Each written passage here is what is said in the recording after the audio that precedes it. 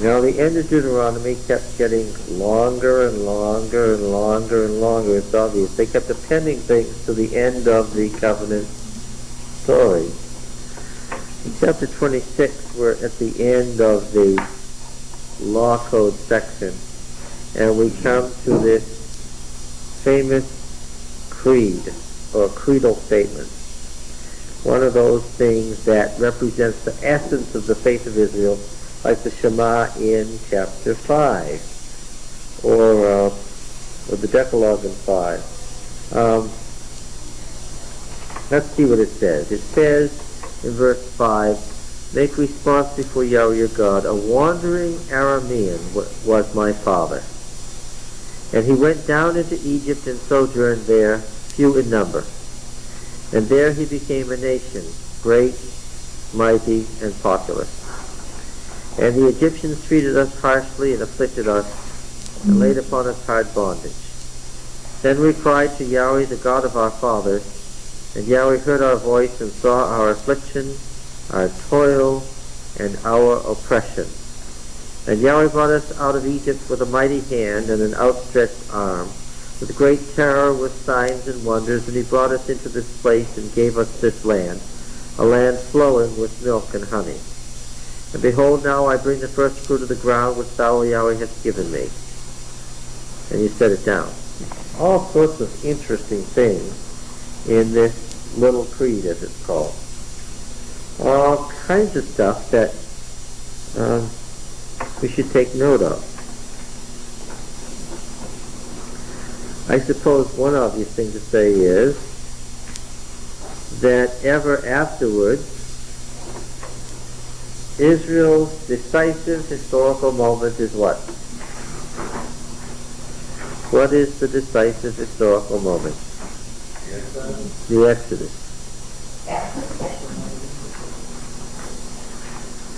Okay, the Exodus and conquest. And notice how they're brought together here. He brought us to this place and gave us this land. The wandering Aramean was my father.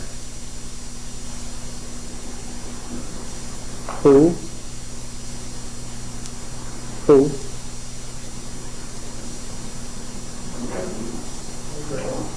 The creed is thinking of whom? Aha! Yeah. Is it Abraham? He went to Egypt too at one point. Well, who went down to Egypt and sojourned there few in number? Jacob. Was he a wandering Aramean? Yes. Yes. So I think technically, though a Hebrew may have had Abraham in his mind, possibly, I think the creed is written about Jacob, that is to say, Israel. Yes. And now, remember that Deuteronomic literature originates where? In the north. With the Covenant League of the North. Okay? And what patriarch especially do we think of in association with the north? See, this is also as part of the rivalry between Israel and Judah. Israel is much more interested in tracing itself back. Now this is not us, and of course, centuries later somebody's going to say Abraham was the father of the faithful. But that's not what we're interested in here. We're interested in what the people who wrote this thought. Who's the father? Who's the father here? Jacob. And what place do we associate with Jacob? Bethel, which just happens to be what? The central sacred site of the north. That's where the real significant covenant was made between El, or El Shaddai, and Jacob, and his name was changed at Bethel Don't tell me about Penuel and fighting with the angel overnight. That's a different story, originating from a different place, right? We know Jacob's name was changed to Israel where? At Bethel. Where's that story contained now?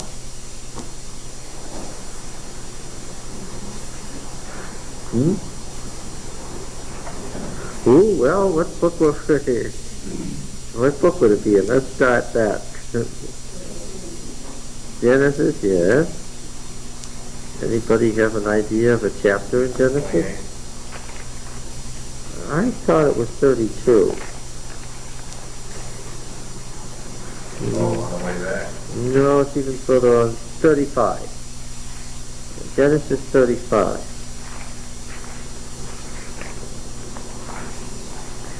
God said, notice the use of God. El said, arise, go up to Bethel, house of El, and dwell there, make there an altar to the El, who appeared to you when you fled from your brother Esau. Put away foreign gods that are among you, and purify yourselves, and change your garments. Then let us arise and go up to Bethel, that I may make there an altar to the God who answered me in the day of my distress, and has been with me wherever I have gone, the idea of wandering. So they gave to Jacob all the foreign gods that they had, and the rings that were in their ears. And really, it's in reference to that we have giving up all the jewelry in the Exodus. The author wants you to think that when all the folks gave up their jewelry in the Exodus, they were doing what? They were mimicking or re-entering the covenant that Jacob made. Yeah. Jacob hid the... on the difference between Mount Horeb and Bethel, both being God's place to dwell. Yeah. Identity of essence is what we're talking about. Was the cosmic mountain the mountain where Bethel was, or Mount Horeb? Yeah. But if you lived in the north, where was it not? If you lived, yeah, specifically where? No, where was it not? It wasn't at Zion in Jerusalem, that upstart place of King David. It was where the fathers were, where Jacob was and where Moses was. The fathers. David's was an upstart place. The true place is at Bethel, at Horeb. Yes.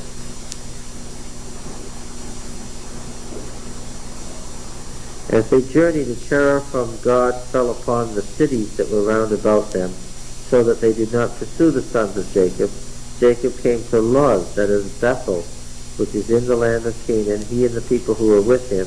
And there he built an altar and called the place the El of Bethel, the God of Bethel, because their God had revealed himself to him when he fled from his brother. And so the place was called the Oak of Weeping because Deborah died there. God appeared to Jacob again when he came from Paddan Aram. Notice, he came from Paddan of Aram. A wandering Aramean was my father.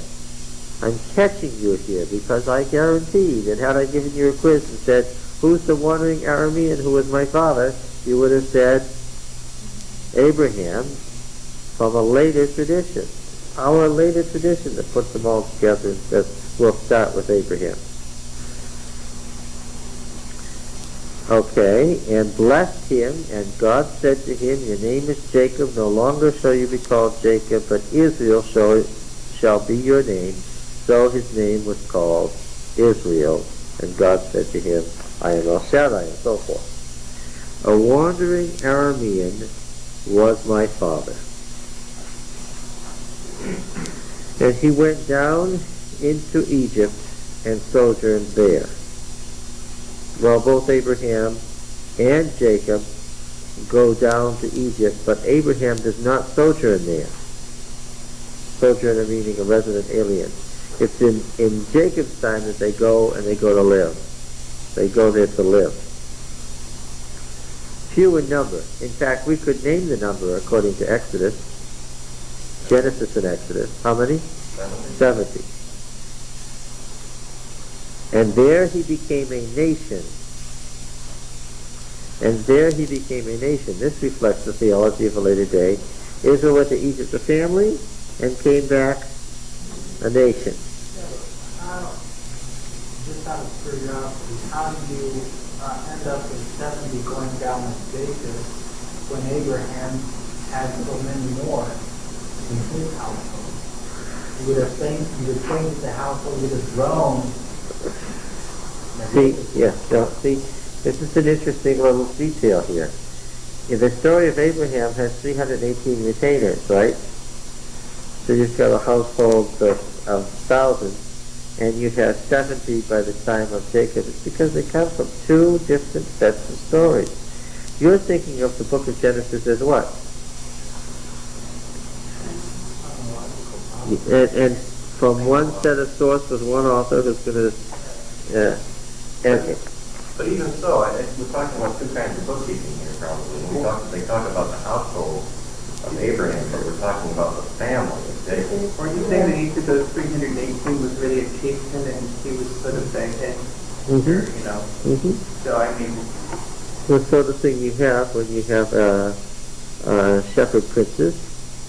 This was the sort of thing Abraham's setup was like the setup of the kings of Transjordan when Israel came out of Egypt, where there weren't walled cities. They were nomad chieftains over tribes.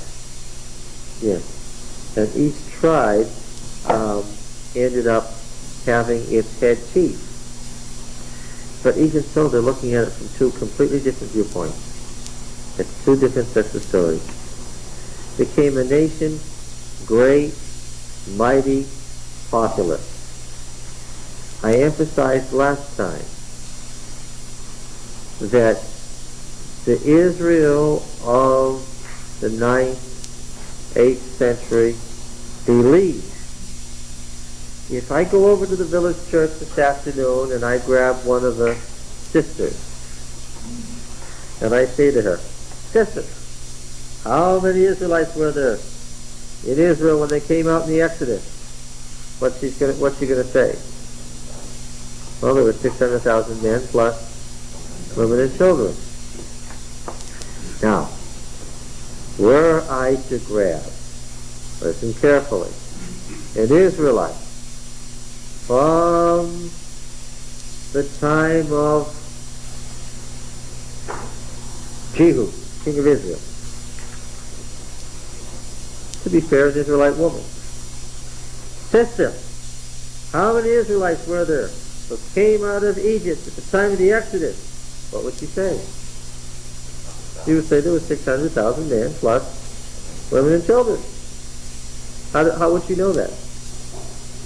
She read it in the book of Numbers, just like the woman in the village church. Remember that by the time the book of Numbers was created, it's not 600 clans. What is it? The word no longer means clan, it means what? 1,000, military unit of 1,000. So that Aluf now no longer means that there were 600 heads of families. It now means there were 600,000. This change in meaning of the word came earlier than the time of David. So that from the time of the United Monarchy onward, it was very simple for people to believe that the book of Numbers recorded a census of 600,000 men plus women and children. Now, of course, that didn't happen, but this creed here has the assumption that what? Folks who came out of Egypt were a wandering tribe or a great nation. Yeah. Yes, great, mighty, numerous. Okay. There's no question that at that time they already had adopted the numbers that we still use and read them exactly as we read them. How could an Israelite of the 9th or 8th century have assumed such huge numbers? Because they themselves were living in a time when Palestine contained that number of people. So in their mind then, Israel was one continuous, unbroken line from the Exodus to their time. Right? Poor Elijah, he thought that they had started out with millions of people who were worshippers of Yahweh and ended up with what? With what?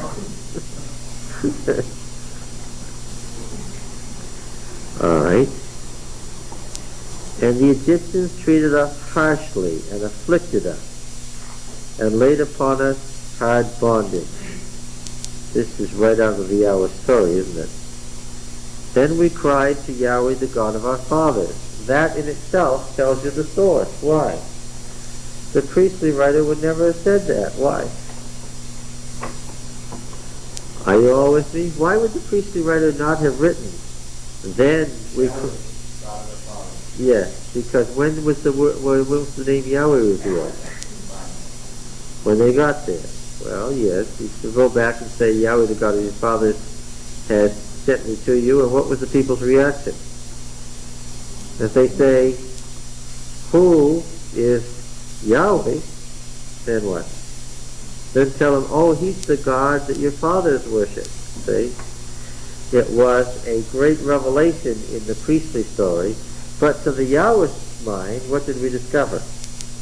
How long had folks known that God's name was Yahweh?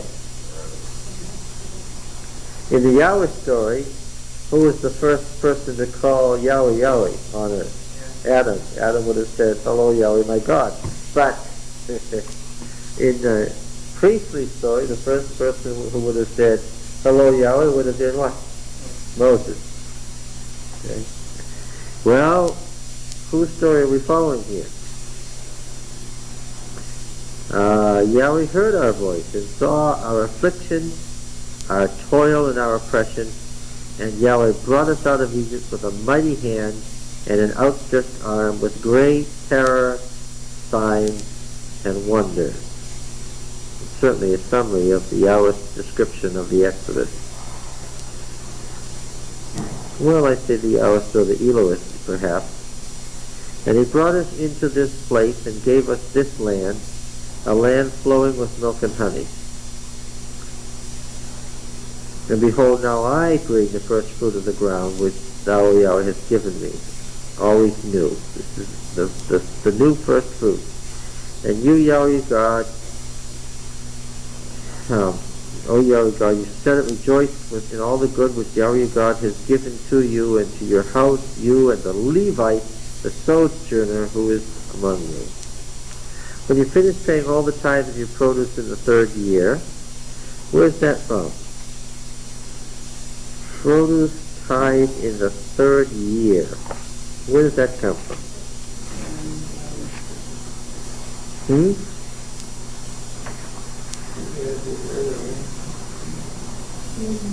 Must be the Deuteronomy. Yeah, it's got to be a Deuteronomic setup, right? Scattering all of them, giving it to the Levite. That was the end of chapter 14.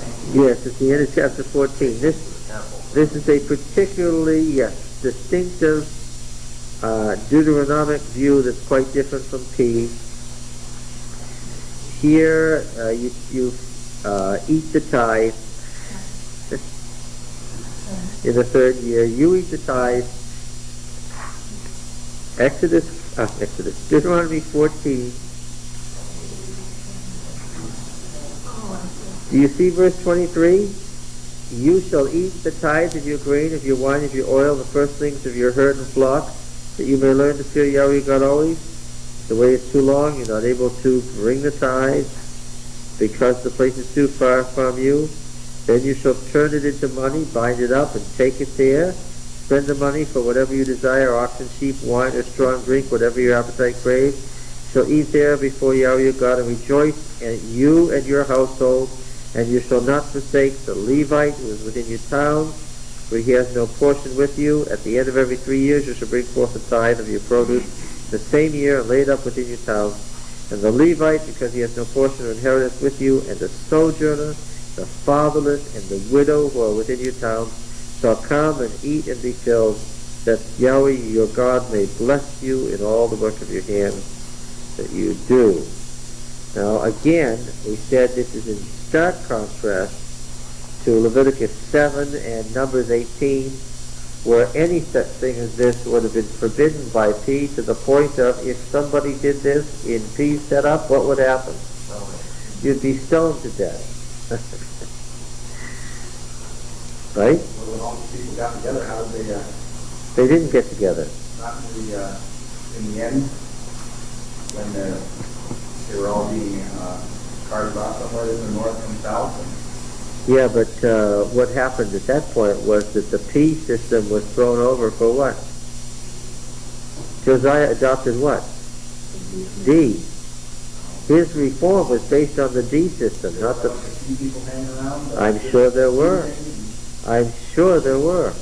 And as soon as Josiah was dead, one of his sons after another kept getting replaced. What does that tell you? As soon as he was dead, they had musical chairs with the throne. What does that tell you? They had lots of parties who were doing what? Yeah.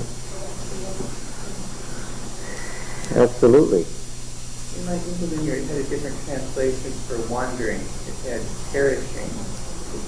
The Hebrew was obeyed or... Yes.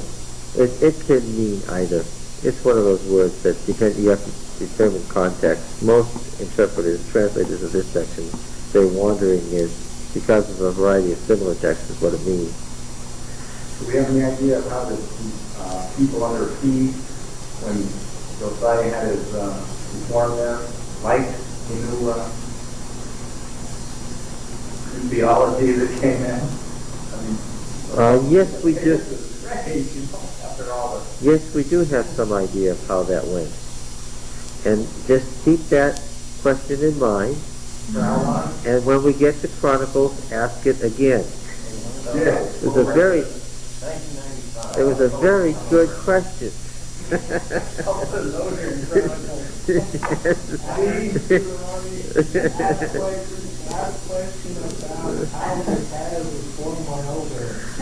With P group. That's right. You know, I may forget to bring it up then, but I'll rely on you to mention it, okay? All right. Okay. What a group.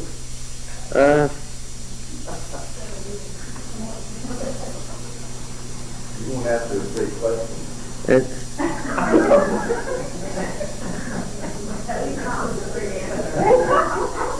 no, none of this is true. I said it was a good question and it deserves a good direct answer, that I would give it a good direct answer just as soon as we get to Chronicles. Okay. I think this is why, what I'm telling you here is why I don't get too excited by these fringe element papers about this is what's wrong with the church because the tithe isn't being used biblically. That person hasn't got the foggiest notion that if you look closely at the biblical background, you're not going to come up with, here's the biblical way of handling the tithe. Okay.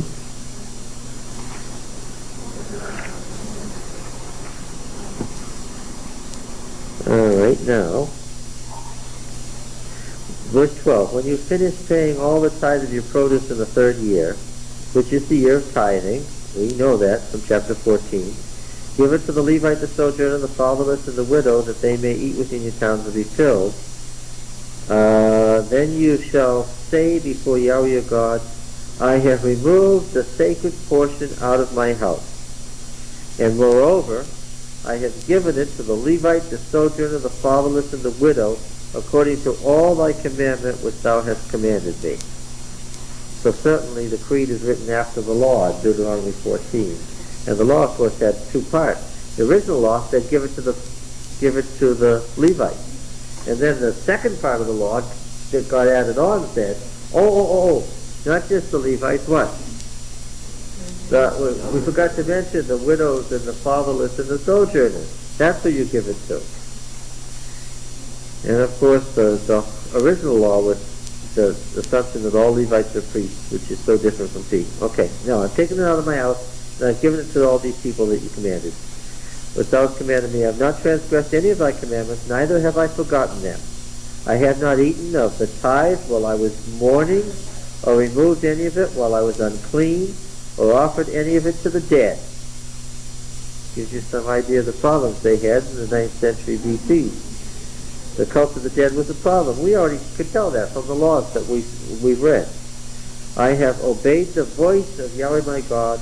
I have done according to all that thou hast commanded me.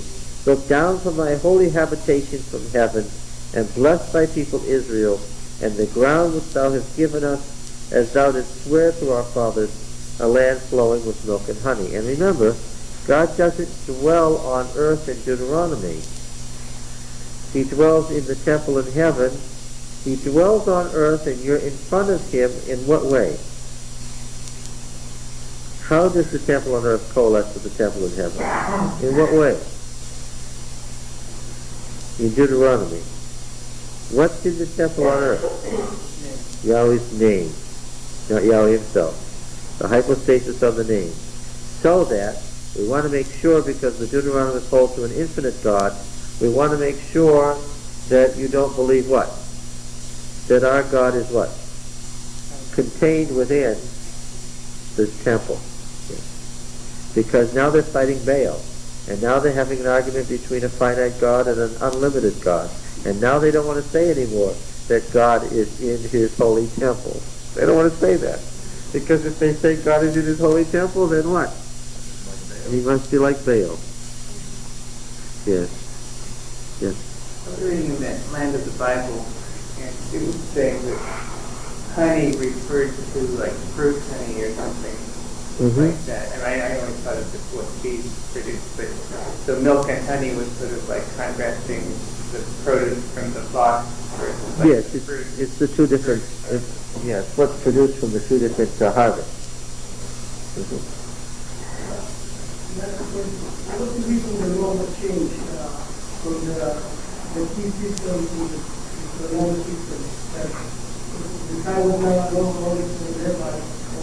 Well, see, we got to be careful not to chronologize it. These two systems developed from the same source. One in the northern kingdom and the other in the southern kingdom. So instead of saying that one followed the other in Judah, because the northern kingdom was destroyed. The people with the D system went south, and they brought D with them, and then Josiah adopted it. But they were contemporaneous. What was the reason that they developed differently? Well, that's the biggest answer right there. There were two priestly houses, one from Moses and one from Aaron, that were rivals. That's the simplest answer. The other complicated answer is that there were two rival monarchies and two rival kingdoms, each one claiming to be the truth. These were two denominations. And we have already said of the two denominations which was the more Catholic and which was the more Protestant. He was more Catholic. He was more Catholic and he was more Protestant. And which of these religions have we inherited? Both. Oh, P you said.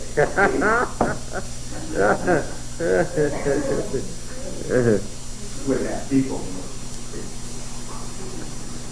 Well, I suppose it's evidenced with our great concern about the Sabbath and the Creator God, with less emphasis on social issues and more emphasis on theology, that we would be what? We'd be more on the side of peace. Yeah. Well, we were, but now we read Deuteronomy, right? He has a denomination, and they're turned out. Yes, as a denomination, to be fair, we'd have to say all our emphasis on the heavenly temple and the priestly ministry of Christ and the unchanging law of God and the great day of atonement and all of that stuff. What is that? That's right out of P. Whether we're talking about Exodus 20 or Leviticus 16 or Leviticus 11 or whatever, what are we looking at? We're looking at P. And there's those contrasting forms of governance that have always been present.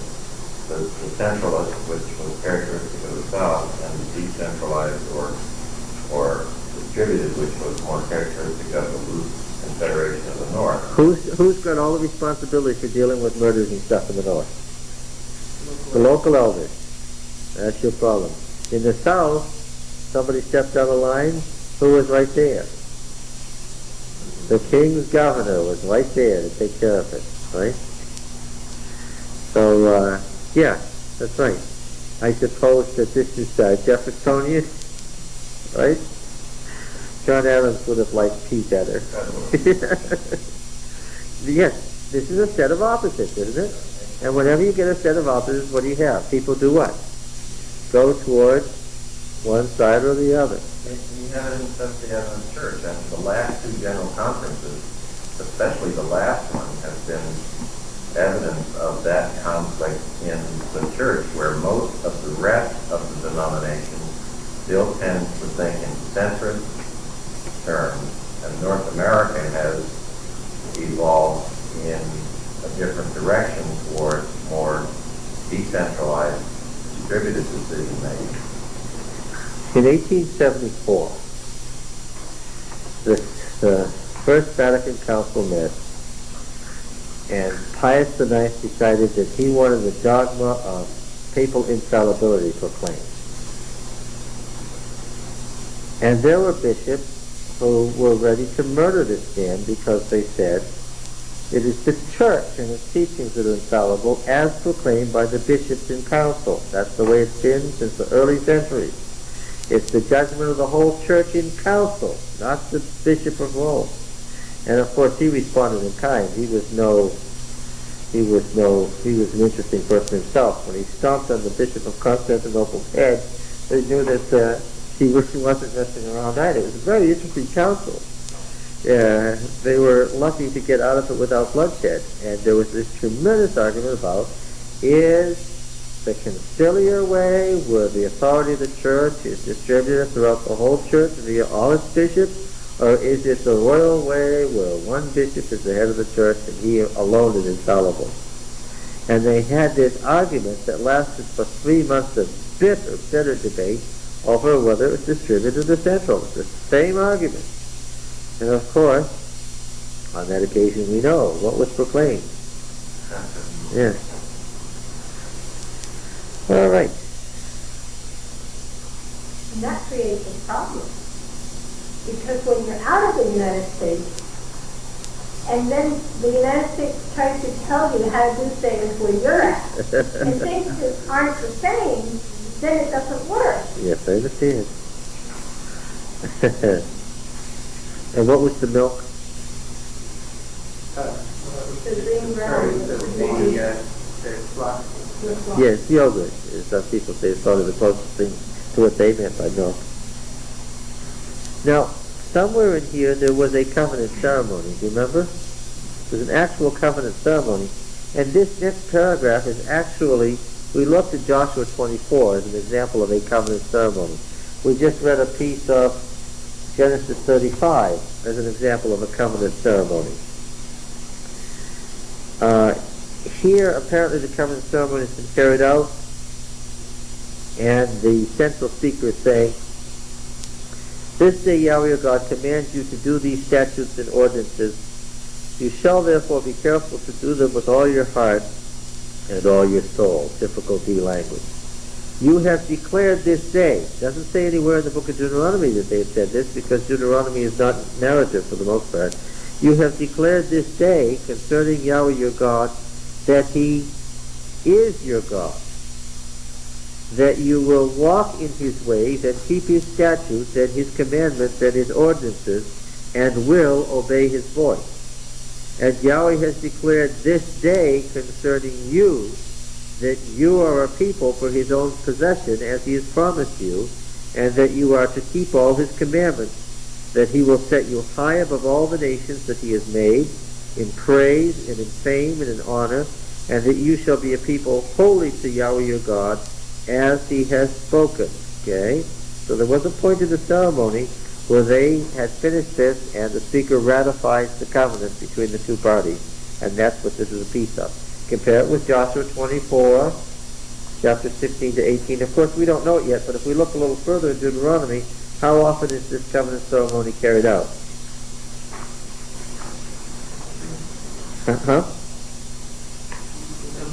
Every 7 years.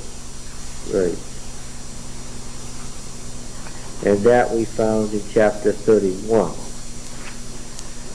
Okay. And remember, every 7 years is key in Deuteronomy because there's no Jubilee year. Every 7 years is the sabbatical year. The things that were the Jubilee year in the south are the case in the north every 7 years. You let debts go free and so forth. All right.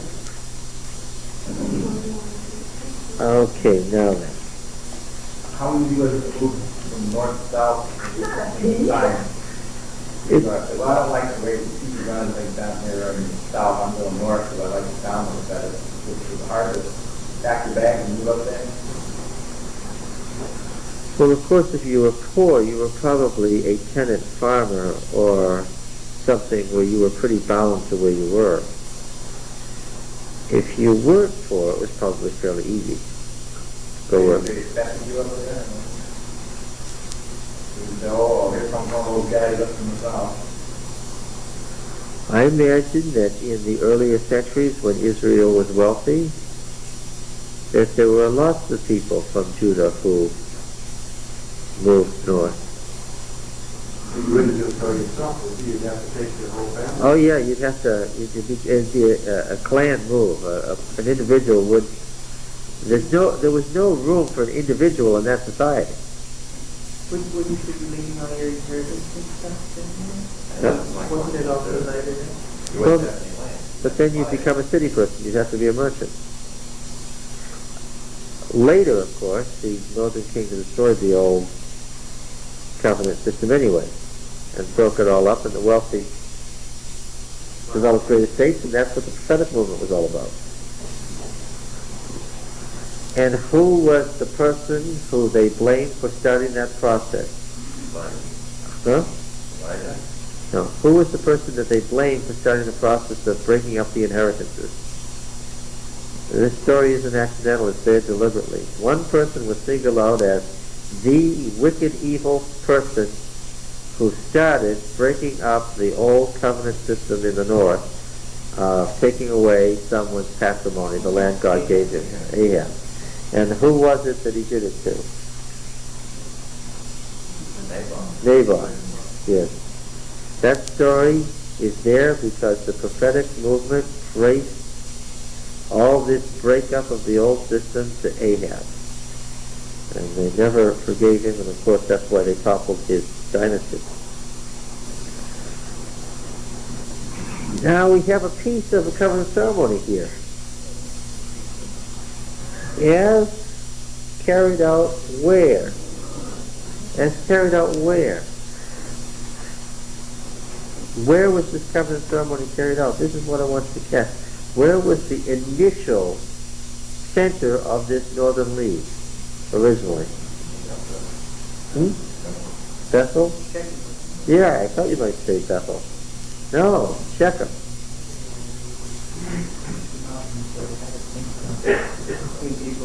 Between Ebal and Gerizim, yes. Well, it's still there. It hasn't gone anywhere. Both mountains are still there. Shechem is still there. And the pillar of Shechem is still there. I showed you some pictures of it. Maybe I should bring them back in and flash them on the wall next week and remind you what it looks like. The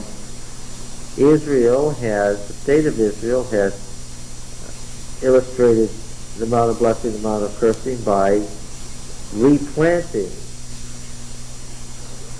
Gerizim, so that it's heavily wooded, and evil is still barren, so that you can see the amount of blessing and the amount of cursing. Okay. Yeah.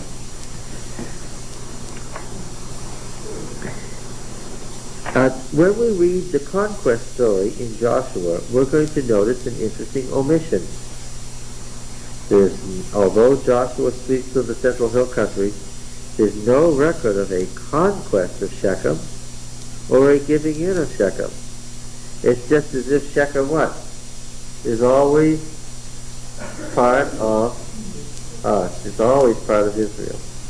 And you remember back in Genesis again, let's go back there, the story of the rape of Dinah.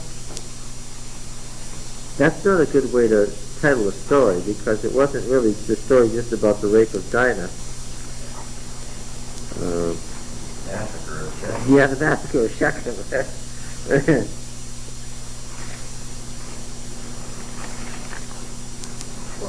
My Bible titles it Shechem and Dinah. Shechem and Dinah, well, that's very fair of your Bible. Oh. Mine says the humbling of Dinah. The rape of Dinah. Yeah, okay. So our titles are somewhat biased. Genesis 34.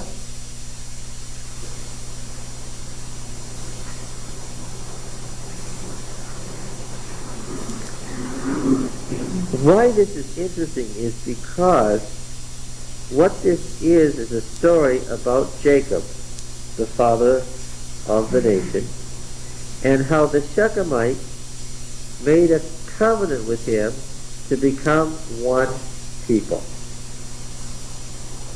Okay? And this leads scholars to a suspicion. Yeah, they killed everybody, and then it says they moved away, but what happened? They slew Hamor and his son Shechem. Hamor and his son Shechem, of course, is nonsense from a later time. That's a typical genealogical way of talking about it. Shechem wasn't a person, what? What? Shechem is a place. And Hamor, well, it means donkey. Now, I'm lost here. Tell me which one is the one that's the result of crossbreeding and can't... Mule. Okay, so I'm all right in saying donkey then. Now, it happens that the city of Shechem was one of the way stations of the donkey caravan, as were all the places that Abraham and Jacob went to. Now that makes you suspicious, doesn't it? Think now, think. Jacob and his grandfather Abraham moved back and forth to certain sites that were central sites that were way stations on the donkey caravan route. And that was the major places that they went. And both of them, a great part of their wealth is said to be in their donkeys. And it wasn't the donkeys themselves that were so valuable, but what donkeys did. And what did they do? They carried stuff along trade routes. Why didn't they use camels? Because camels hadn't been introduced from India yet. This was the day when they used donkeys for everything. That was the animal of choice. Wealthy traders were wealthy because what? They had donkeys. They would have cat. That's an interesting thing. The mention of camels in Abraham's time is exactly like saying that Abimelech was a Philistine king. What's wrong with saying that Abimelech, this fellow that Abraham talked to, was a Philistine king? The 600 or 700 years before the Philistines thought about leaving Crete. Which makes it difficult for Abimelech to have been a Philistine king. More correctly, we would have to say that he was king of a city that what? Later would become one of the Philistine Pentopolis. So that the person who was writing this story was writing when? At a later period when that city was the city of the... Rebecca gave water to the donkeys, it wasn't so bad as to give water to camels. They weren't donkeys, they were camels. That's right. So that wasn't quite so bad. So if you see camels, you know that it was written much later then. That's right. It was written after the time that camels were introduced. And if you see a picture of it with camels in the background, what do you know? That the artist knew nothing about any of this. Yeah.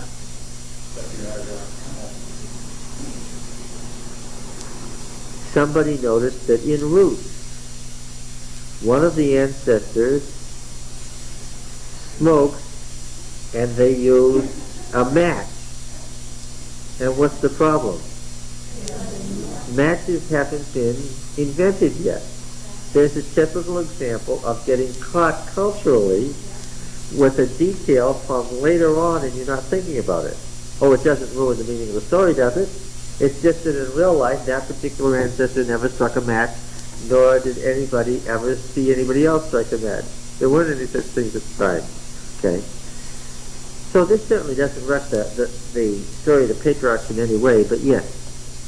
Now, Shechem was a city, not a person. Hamor means donkey, not a person's name. I mean, I suppose you could call somebody donkey, but it didn't have the same connotation then because donkey was something good, right? Today, we get mule, ass is its parallel word. We say this person is an ass. We use that language, and it's a pejorative, something not good. But to call somebody a donkey in those days would have been what? Yes, he's in some way related to what? This person. To the donkey trade, and is probably wealthy. So the story is written from a later perspective, and it's writing as if these are names of people. Right? So the story has gotten somewhat garbled. Right? There wasn't Shechem and his son Hamor. What would we have to say? What was probably the case? Now we're going to have to derive, and here we're flying by the seat of our historical pants. We're going to have to derive from the story what it must have been about originally. So, you want to take a crack at it? This is Bible editing time here now. But in that case, then we don't really know what city it was. Well, no, I don't think we have any doubt what city it was. What city was it? Shechem. It's just it's not about a guy named Shechem and his son named... No, the father was Hamor and the son was Shechem. No, I think you're wandering a little bit here. Yes. I mean, where would you find the donkeys? If you want to find them, you wouldn't look them out there in the middle of the desert and you throw them all out. If you want to find a bunch of them, you go to Shechem there. They all would be getting there. Now Dinah the son of Leah, whom she had born to Jacob, went out to visit the women of the land, and when Shechem the son of Hamor, the Hivite, the prince of the land, saw her, he seized her and lay with her and humbled her. It's not very hard to edit that into an exact statement. Well, who is it? He's the prince of what city? Yeah, of Shechem. And he's the guy who runs the donkey trade. Okay? No, he's not the son of anybody. What does it mean to say that he's the prince of the land, the son of Shechem? What does it mean? What does it mean? The son of Shechem. I've told you so often. Right? Bethlehem and her daughters. That's the villages around Bethlehem. You have this language all the time. It has nothing to do with biology. What does it mean that this Hamor was the son of Shechem?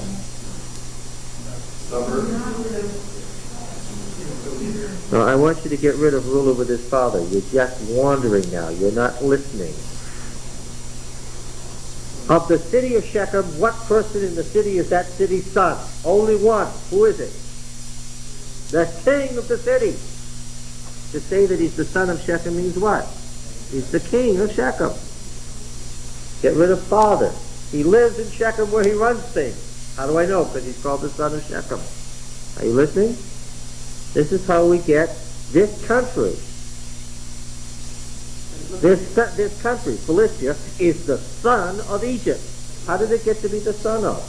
It looked like it was the other way around. Let me finish. How did it get to be the son of Egypt?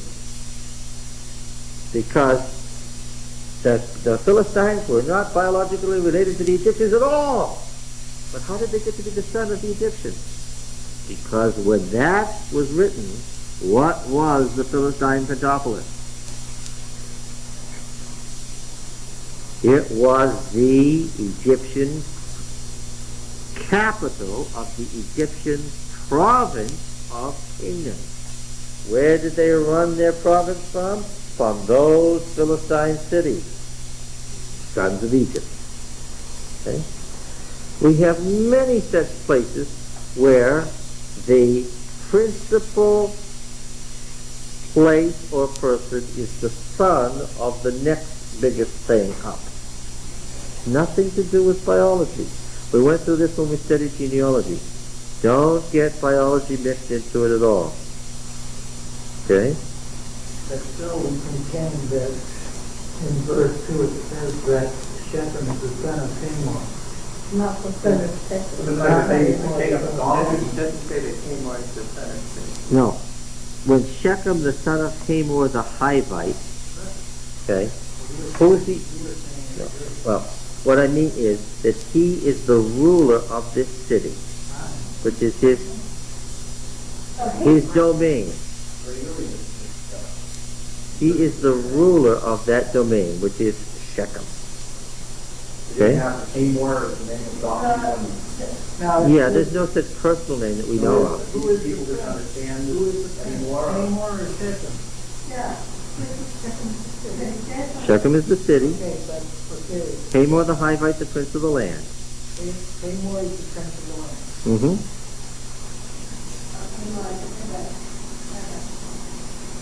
Now these Hivites, of course, are mentioned even in Deuteronomy. And what is the point that we're driving at? That back in Jacob's time, it appears that Jacob what?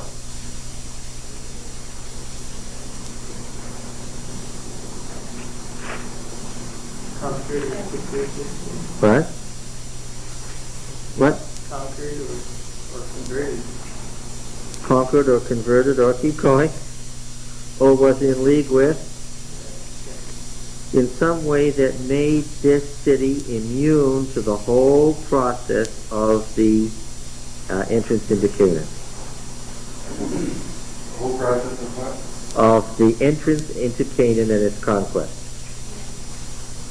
It didn't resist like the Jebusites, and it didn't give in like the Gibeonites. Well, isn't it probable that it still belongs to him? That's the point. I mean, going to Egypt didn't mean that he gave up his ownership of that land in Canaan, and the patriarchal system being what it was. If he owned it, that ownership could be maintained in absentia for an awful long time. The references to Shechem, the city in Genesis, when looked at together, and Shechem's strange immunity from the conquest, and Shechem's central location as the earliest part of the Covenant League, lead us to believe that Shechem was an Israelite city from when? From as soon as there was an Israel. Meaning what? Jacob. The point being that the source of Jacob's wealth may well have been the caravan trade that was run from Shechem. This is why they set up an altar at Shechem, pitched by the oak of Shechem. Yes. Oh. Now, Don, you can tell me an answer to this, and there's an answer, and I know you know it. No pressure. Why? Yes. Everybody look at Don now and listen to what he has to say. Why would the Bible record have talked around the fact of Jacob's ownership of a city and league with a city, and continued the emphasis on Jacob the wanderer, Jacob the homeless Aramean. Why would they have continued the idea that there was no Israelite city or homeland until the conquest? Because it was someplace they'd never been before. They were going into the new land from Egypt. At least that's what. And what do we know about the patriarchs above all else? I can think of a later statement in Hebrews about Abraham. He looked for a city, but what do you know? He never found it, right? And you know that it's true of Isaac and of Jacob that what? This is a theological statement. They were wandering, looking, but what? They never found it. To say that they were running the show and that Jacob was embarrassed because his sons had murdered their own slave populace, this is not the way you build up the record of your history. You understand what I'm saying? To say that, well, she was raped and so it was responsible for rape is a little different from saying that Jacob was in league with this guy who was his business partner, who naturally assumed that he was going to marry his daughter, and that his sons took advantage of it to kill him and the populace to get sole control of the wealth. That doesn't sound quite patriarchal. Yes, thank you. Yes. Not my patriarchal. Well, and who was it? Yes. And even more embarrassing, what brothers were the leaders in this scheme to murder the populace to gain control of the city, which even the story itself doesn't hide was their goal. Levi and the twins, of course. Of course it'd be the twins who would get in trouble. Simeon and Levi, who were the troublemakers here. And Jacob, of course, he said to them, well, you know, you've brought trouble on me by making me odious to the inhabitants of the land, the Canaanites and the Perizzites. Now the Canaanites and Perizzites were surrounding this area, but they were not the Hivites of Shechem. And of course Jacob was concerned, because what did he have to do with those Canaanites and Perizzites? Oh, you might say, wander among them, unprotected. He had to trade with them. And what was going on here was his son had just murdered his trading partners. And he had to trade, these are the next groups out, he had to trade with them. And what's his real concern? This is not yet, if they think that the way we treat business partners is what? Is to kill them, then what? And that's his complaint. And their answer is, should he treat our sister as a harlot? And you wonder how much of this was Shechem, the son of Hamor, the Hivite, badness, and how much of it was what? Yeah. If he had only one daughter, and the prince of the land was his business partner, is it unthinkable that having offered them a permanent relationship of intermarriage to become one people, that he would want to marry her?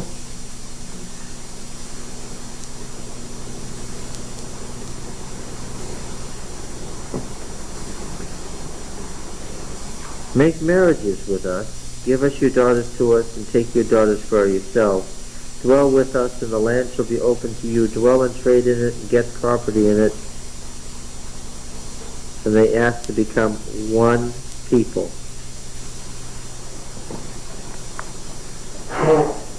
Yeah. Apparently the populace of that city saw something desirable in becoming one people with Jacob. What do you think they saw desirable?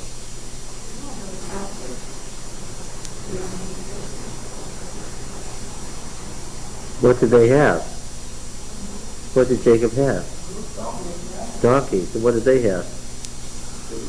And produce. And so what do you need? Yeah. This went together just fine. And so that's something else too as well. He was always prosperous, he was fertile. yes. Yeah. And that was a good sign. Water should be too. Yes. Now, I admit freely that this does not strike you as very patriarchal, but unfortunately, there's no other way to explain the unusual role of Shechem in Genesis and here in Deuteronomy. What do you think? Our fathers wouldn't have acted that way, would they? Now, what? It's how they acted. Yeah, that's true. That's what it's about.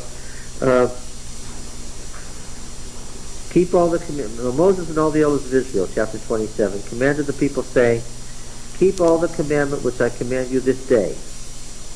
And on the day you pass over the Jordan to the land which Yahweh your God gives you, you shall set up large stones and plaster them with plaster, and write on them all the words of this law when you pass over to enter upon the land which Yahweh your God gives you, a land flowing with milk and honey. This chapter picks up from where? Who remembers? How wise of you? You wrote your notes properly. Chapter 11.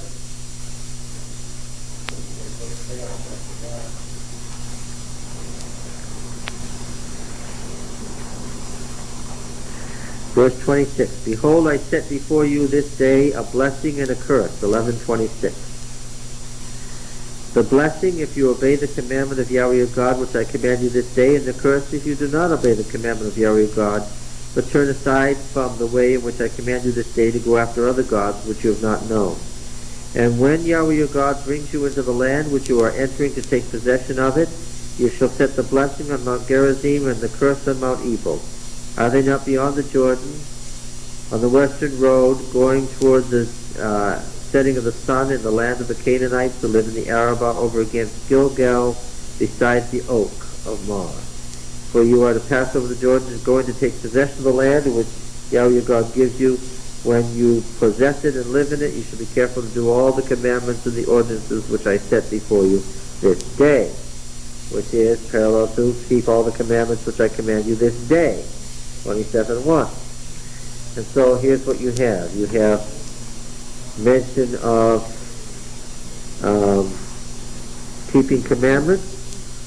Then you have mention of blessings and curses. Then you have mention of Ebal and Gerizim. And now you have the reverse over here in a chiastic pattern. Verse 4. When you've passed over the Jordan, you shall set up these stones, concerning which I command you this day. 27:4.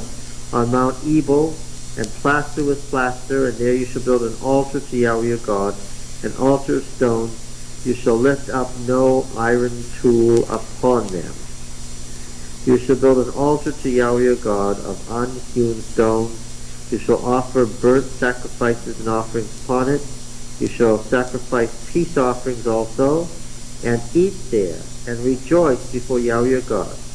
Now when we offer all these different kinds of sacrifices and eat there, we know it's what kind of a celebration. It's a covenant ceremony, yes. So write on these stones all the words of this law plainly. Now this is parallel to the law of the altar that we have at the beginning of the section 12, the Deuteronomic Code.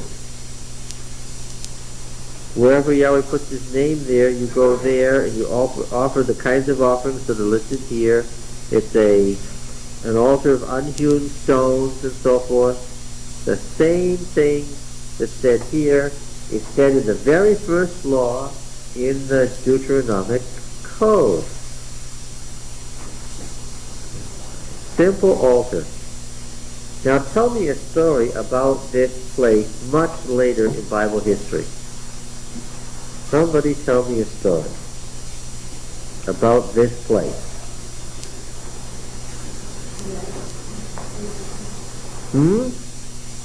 What'd you say, Cornell? Jesus and what? Jesus in the Beatitudes in the Mount of Blessing. No, that's Mrs. White's shift of the Mount of Blessing from Gerizim to the unnamed mountain in Galilee, as she puts it. She tells you in the opening pages that she shifted the term Mount of Blessing deliberately. Well, it was a good and appropriate shift, very in line with biblical thought. But I want to hear a biblical story. Gerizim and evil? And Shechem. Is that where Jeroboam, when he put his hand up? No, that was at Bethel. You were talking about Jeroboam the first. Okay, I took me a while. Can we find in this group of Bible students a story about this place later in the Bible? Huh? I suppose Elijah visited here often, but I don't know stories about it. What happened in Joshua 8? Joshua built the altar that is described here. It actually stops, it interrupts the narrative about Joshua conquers Ai,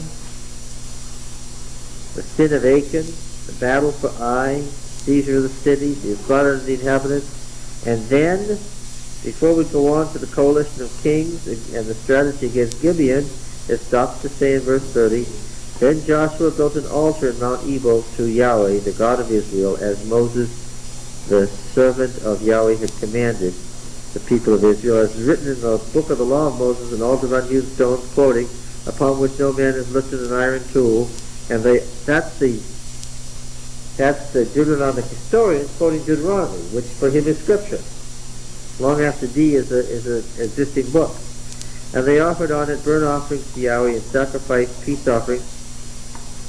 Does anybody know, let's ask a question within a question, how did the P system get joined to the D system and become the law of Moses, the Pentateuch, the first 5 books of Moses? Who put the J and E stories and P's great superimposition on that together with D and said this whole thing is the Pentateuch, the law of Moses? Who read it as if it were all one thing? We know by Jesus' day, centuries later, that everybody knew that Moses had written Genesis, Exodus, Leviticus, Numbers, and Deuteronomy, and all 613 laws therein. But whose idea was to put it all together in one massive document? Huh? Well, we know that Josiah was promulgating B. Enclave, so you could gain much by joining them. No, but that isn't what happened according to his revival. It would have to be after Josiah. After Josiah, okay. After the exile. After the exile, can you attach a name? Ezra, of course. Ezra, the priest and scribe of the law of his God, and it tells us that he had this thing read and it went on for days, right? Because by the time they get back from the exile, what do they have? They have the law. And what is it? As you see Ezra quoting, what's he quoting? Now he's quoting Leviticus. Now he's quoting Deuteronomy. And it's the law. What do we know? It's all one giant thing, the law. But this hasn't answered my question about a story about this place later. Joshua actually built that altar.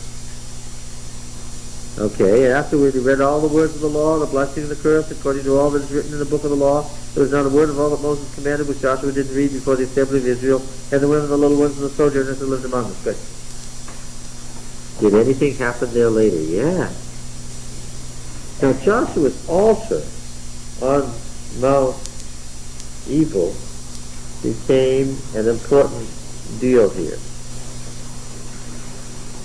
Shechem was the oldest holy place, right? Shechem precedes Bethel in Israel's history. So,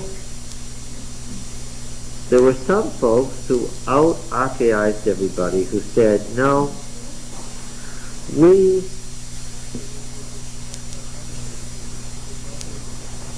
are going to stick with just the original and nothing else. Just the original.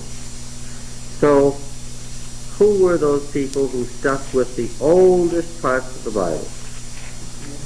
The Samaritans. Yeah. The leftovers of the northern kingdom in the intermarriage with the Assyrians and their slaves who were imported, right? Jesus is the Samaritan woman. Do you remember what she said to him?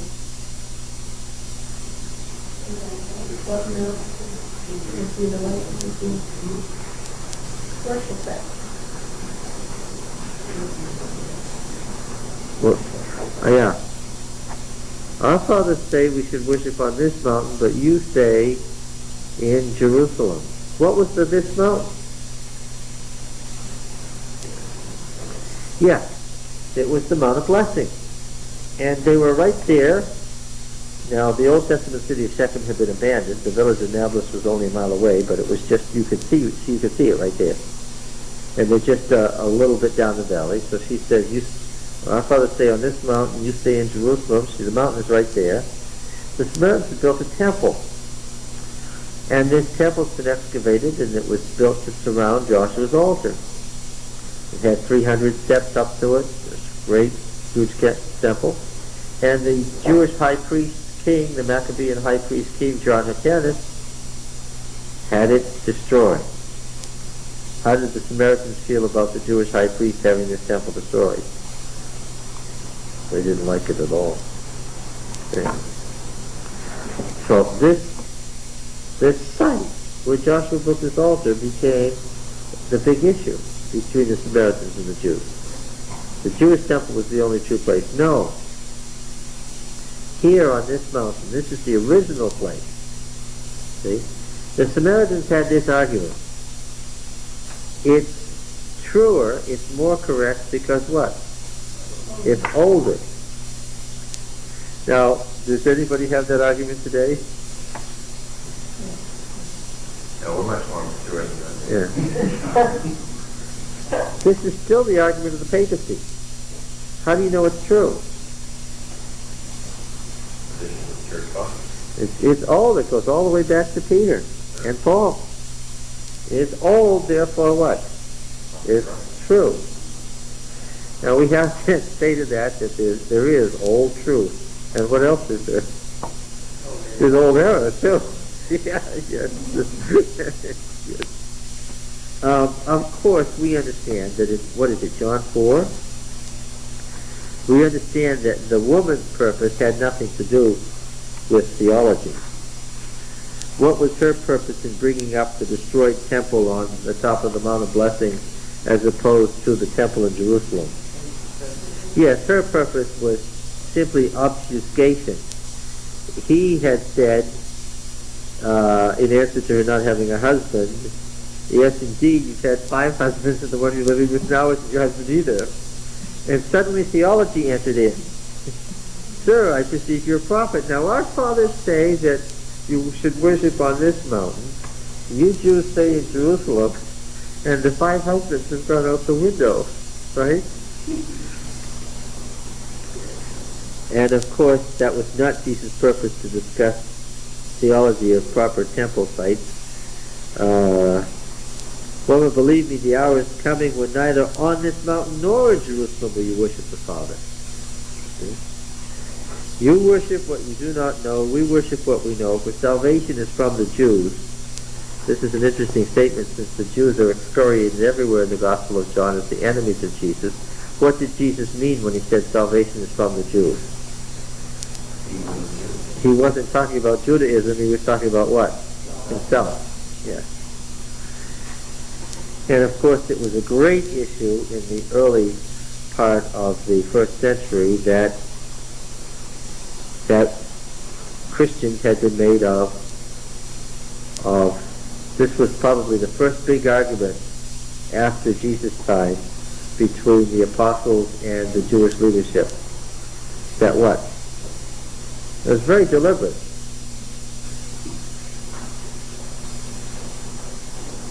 Luke says, though Matthew omits, Luke says that Jesus told them to make disciples of the Samaritans. So Matthew, in giving the gospel commission, I think adds the Samaritans at that point. Does he not? This became a big issue.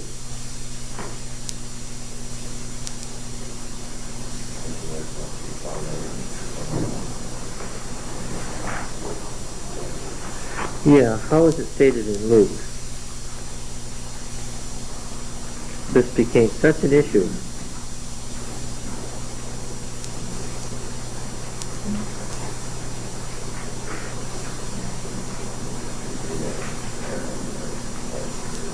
Jesus actually told them, be witnesses to me first in Jerusalem and what?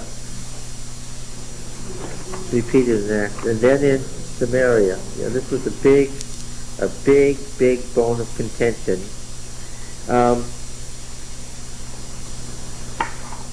In Jerusalem and in all Judea and in Samaria and to the end of the earth. And here we see that he is referring to the mission to Samaria, which he had sent his disciples to Samaria, according to Luke, but Matthew doesn't mention that. This was a problem for them. Most early Christians were Jews first, remember that. And then later in the century they were Gentiles. So this became a big deal, all about this place at Shechem. It's all the same place. So put it together in your mind as all of these things happening. And of course, in Jesus' day, she was appealing to the same tradition. What?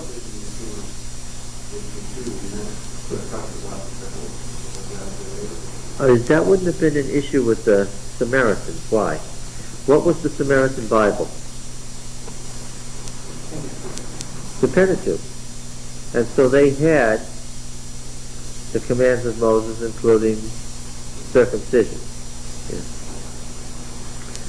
Of course, the thing about the Jews was, the Jews were saying that they were more righteous than the rest of the world. The thing that irked them about the Samaritans was that the Samaritans, though of a mixed parentage, were what? Were older and claiming to be stricter than the Jews. Yes.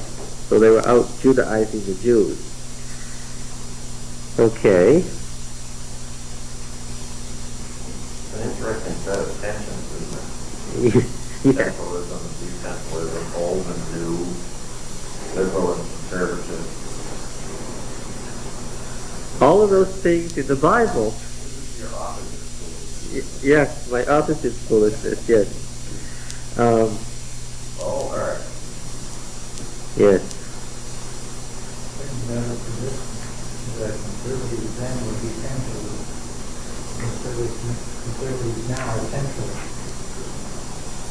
Yeah, the same sets of opposites don't go together every time. It's interesting. And Moses, verse 9, and the Levitical priest said to all Israel, keep silence and hear, O Israel, this day you have become the people of Yahweh God. How had they become that day? By entering the covenant again. You shall therefore obey the voice of Yahweh your God, keeping his commandments and his statutes which I command you this day.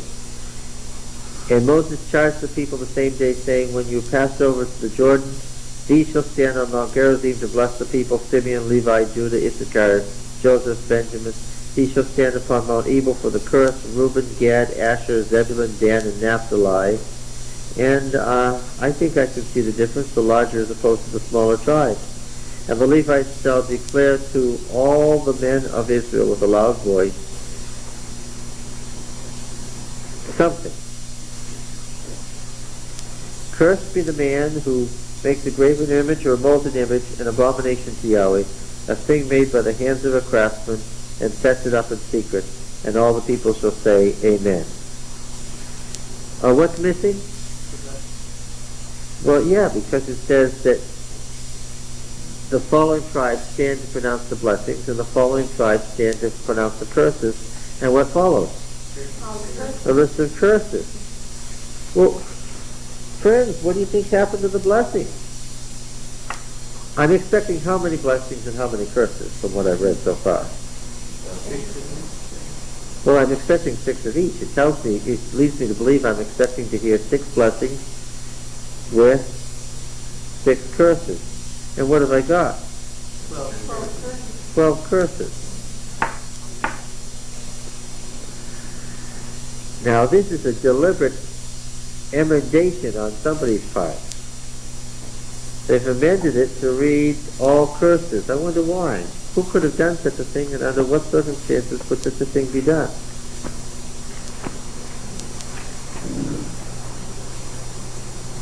Later when they have 12 grievances, they want to get off their chest. After the fall, when they think they're strong. Well, yes, there has to, of course, be the constant explanation of Israel as a kingdom having been destroyed, right? And not having been blessed. That's right. The making of a graven or molten image certainly reflects the struggle with paganism in the divided monarchy period. Cursed be he who dishonors his father or his mother. All the people should say amen. There's some relationship to what we see in Deuteronomy in that. Cursed be he who removes his neighbor's landmark. We saw that as one of the laws. All the people shall say amen. Cursed be he who misleads a blind man on the road. That's an interesting one to have in there. All the people should say amen. Do you think they were having that sort of thing, a problem with this? Or is that one of the ones that they put in to make 12 curses? Cursed be he who perverts the justice due to the sojourner, fatherless, and widow. That's typically Deuteronomic, isn't it? All the people say amen. Cursed be he who lies with his father's wife because he's uncovered her who is his father's. There is in fact a brief law to that effect in Deuteronomy. Cursed be he who lies with any kind of beast. Now that one, do we have such a law as that in Deuteronomy? Was there a reference to that earlier? I believe there may have been.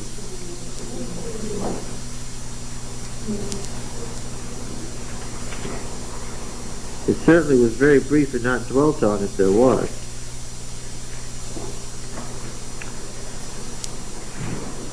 Cursed be he who lies with his sister, whether the daughter of his father or daughter of his mother. Do we have that in Deuteronomy?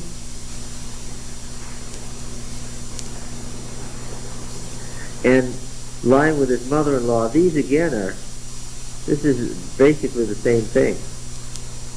Cursed be he who slays his neighbor in secret. Cursed be he who takes a bribe to slay an innocent person. I don't know if we have that one anywhere in Deuteronomy. Cursed be he who doesn't confirm all the words of this law by doing them. Well, I'll tell you, I don't think this is the original list of blessings and curses for the original covenant ceremony. What does this reflect? Moral problems there. Of a later time, yeah. This does not seem to be the original list. This may have been a list that was made up for a covenant ceremony at Shechem or at Bethel later on. That certainly doesn't sound like the original one. Now we have, as we did in chapter 11, an actual prose section describing the blessings and the curses, and this thing has grown over time. Not only is D represented in this chapter, but the first Deuteronomic historian is represented in this chapter, and the second Deuteronomic historian is represented in this chapter. But let's read through. And if you obey the voice of Yahweh your God, may I ask again, this is a technical term in Deuteronomy, what does the voice of Yahweh your God refer to? The law is too big a term. Be specific. The Decalogue itself as pronounced by God's voice. Yeah. Nothing else but the Decalogue. Well, is that the only thing God actually wrote down? Yes. Do we have God writing it in Deuteronomy? I believe so. But does he write it? Deuteronomy 5. What's the Deuteronomy tradition say?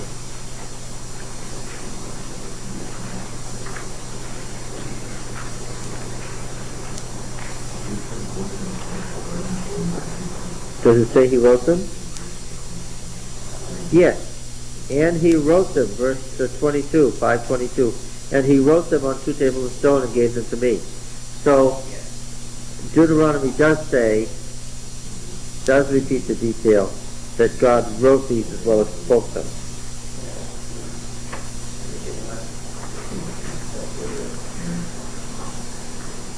Yahweh God will set you high above all the nations of the earth. Did you notice the universalism in chapter 26 where it talks about being your own special people? Verse 18.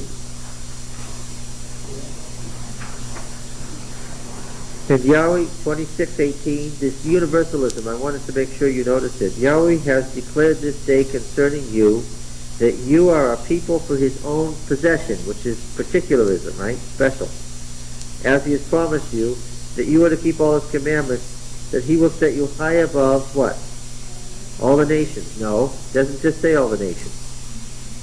That all the nations that he has made. I'm reading 26 verse 19. It's not just the nations in Deuteronomy. It's God's nation. We have much more universalism in Deuteronomy than anywhere else. I suppose that fit better with Israel. Why? Because unlike Judah, Israel was in much more steady and constant contact with the surrounding nations. Well, we're just talking about that God actually pointed to those nations and those rulers for things he did with them. Oh, is that chapter 8 and 9? I think we have several verses to that effect in 8 and 9. Where he brought, we had the reason for going around, in chapter 2, the reason for going around Ammon and Moab and Edom was because God brought them there and gave them the land.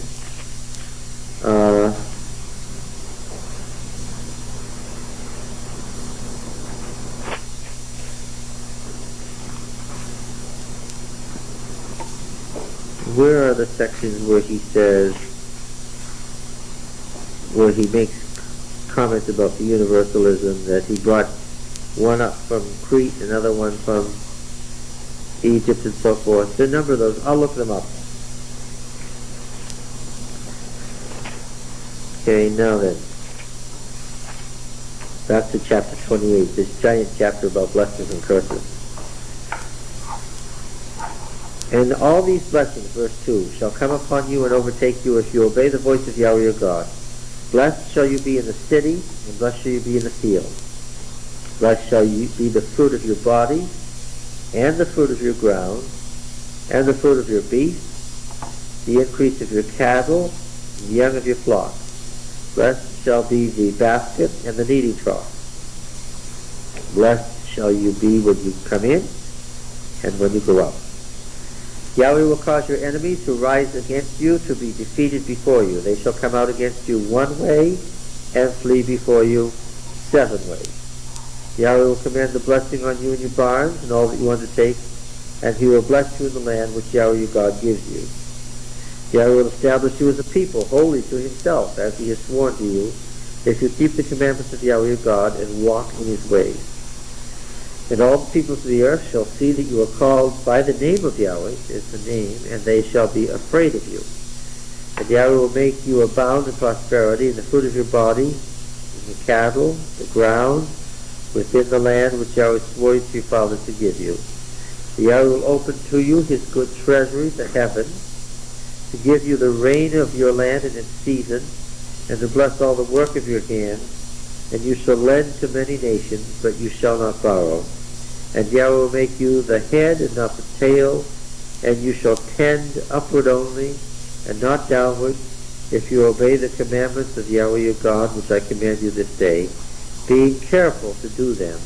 And if you do not turn aside from any of the words which I command this day to the right or the left to go after other gods and serve them. D has a whole. There's a whole. How many of the laws of God do you have to obey? All of them. It's a package deal. I can't do most of it but landed interest. I can't do everything else but what? Steal a Hebrew and make him a slave? No, it's a package deal. It's very interesting that it's a package deal. The way Deuteronomy presents it, all the specific laws, and here, is there any way you could derive out of Deuteronomy a theory of moral law and ceremonial law, one of which is eternal and the other which is temporal and nailed to the cross? No, it's a unitary thing. All of these statutes and ordinances are conceived of as what? As the proceed from, the outgrowth of, the extension of the Ten Commandments, right? So what's nailed to the cross? You mean theologically, what was nailed to the cross? In Colossians? I keep alluding to it. We're talking about Colossians 2. Does the Bible say that that ceremonial law was nailed to the cross?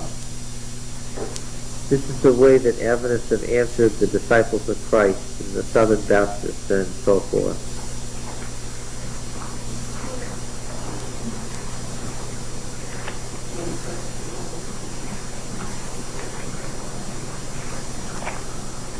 Colossians 2, what verse is it?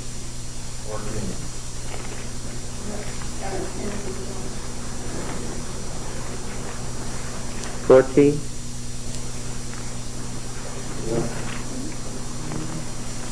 Yeah, you can.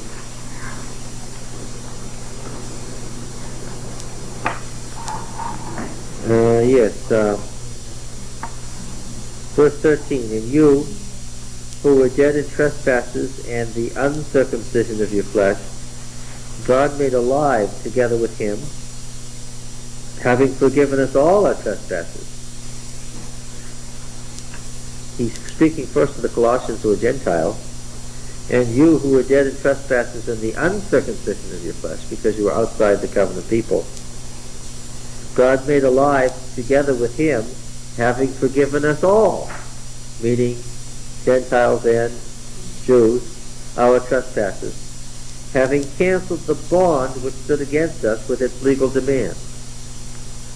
Paul lived in the Roman Empire, and Paul was a Roman citizen, and Paul knew how to manipulate Roman law. He stayed alive for a very long time after he should have been by being able to manipulate Roman law. So he knew what he was talking about, and he knew how to address a bunch of other Romans.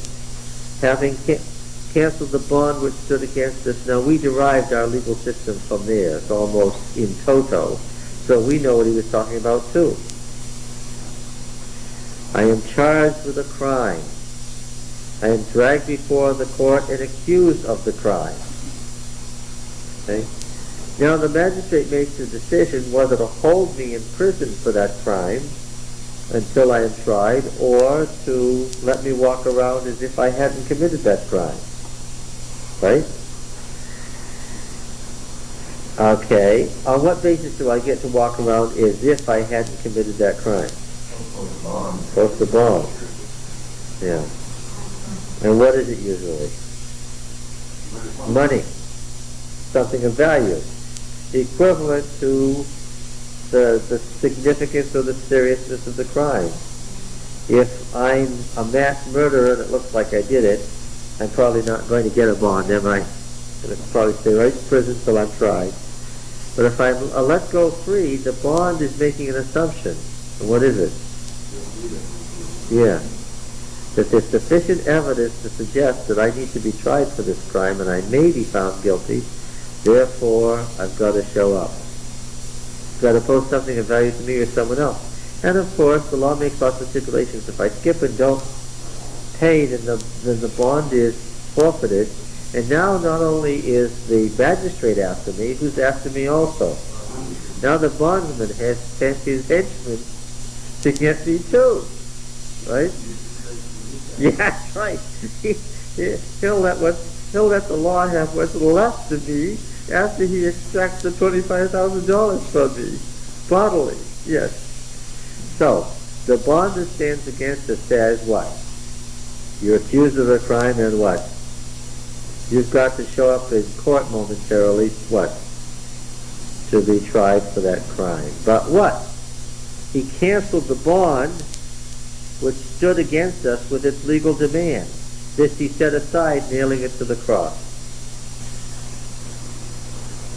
Paul uses all sorts of original and extravagant theological language, and this is part of it. Paul understands that it was Jesus himself who was nailed to the cross, but by allowing himself to be crucified, he cancels the bond, as it were, nailing it to the cross. So that what? What's he saying? That in Roman legal terms, what?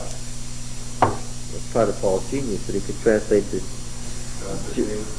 Yeah. I don't need to appear in court now. Why? I am not now accused of this crime. There are no legal demands now standing against me. You have to show up to be tried for this particular crime. And what crime is it? It's the crime of being sinners, what he's described here. And so he then takes off on the particular Colossian heresy of Gnosticism. Therefore let no one pass judgment with you on questions of food or drink, or with regard to a festival or a new moon or a Sabbath. Jewish Gnosticism is what's described here. Has nothing to do with the perpetuity of the law. These are only a shadow of what is to come, but the substance belongs to Christ. Let no one disqualify you, insisting on self-abasement and worship of angels, taking a stand on visions.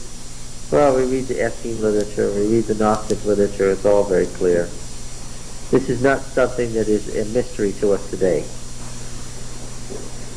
I mentioned the Nag Hammadi text last time. I mentioned the Essene text of the Dead Sea. It's all there for us today. It may have been a mystery in the 19th century, but it's not a mystery now, what he was describing. Okay, so you cannot derive from Deuteronomy any theory of a moral law as opposed to a ceremonial law. It is a package. But in the Old Testament, the ceremonial law was we should take the faith of the bond he's talking about. Yes. The moral transgression. That's right.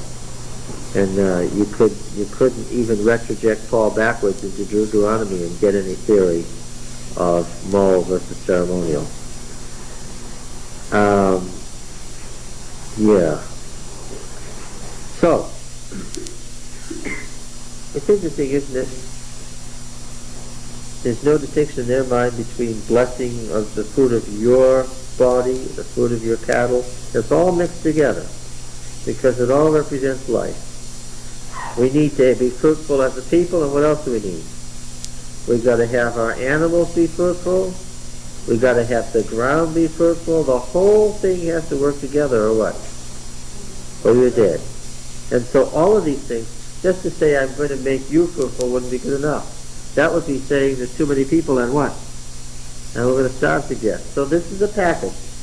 I'll bless you in the kneading trough and in the barn. Bless you, the fruit of your ground and your cattle and your body. All works together. Typical ancient society language. This seems to be a cancellation of course it was a cancellation of the curse on Adam and Eve. That's it. The covenant land is described as the reverse of the curse on sin and the beginning of the renewal. Yeah. The beginning of the renewal. The covenant land becomes the new paradise. Okay. But if, verse 15, you will not obey the voice of Yahweh your God, or be careful to do all his commandments and his statutes, which I command you to say, then all these curses shall come on you and overtake you. Cursed shall be in the city, in the field, basket, an eating trough, fruit of your body, fruit of your ground, increase of your cattle, young. Cursed be when you go out and come in.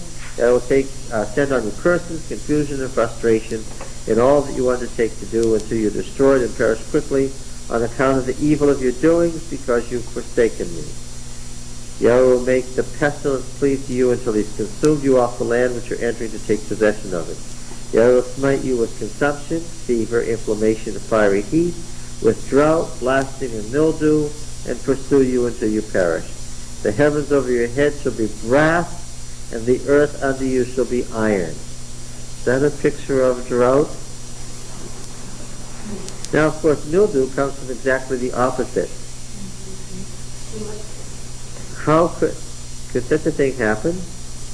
Could you have a drought and too much water during a drought? Yes, we call this California. That's the definition of California. Okay. And that's what's being described here. Too dry and in the midst of a drought. Of course, you know what happens when you have dry ground that's turned to powder and then you get too much water on it. Then what do you have? What you look for is you look up the hillside to see if there's anybody's house above yours. Why?